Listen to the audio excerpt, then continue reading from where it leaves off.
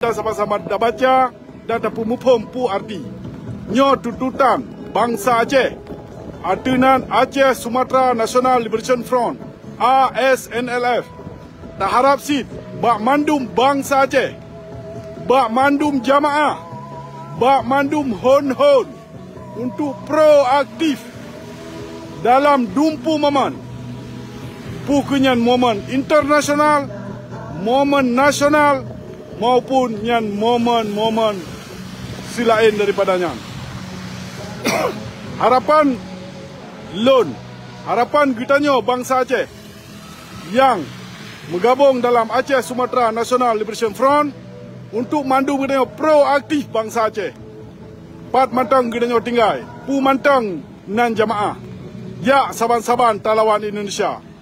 Untuk kepentingan nasional bangsa Aceh, naga merdeka pisah daripada Indonesia.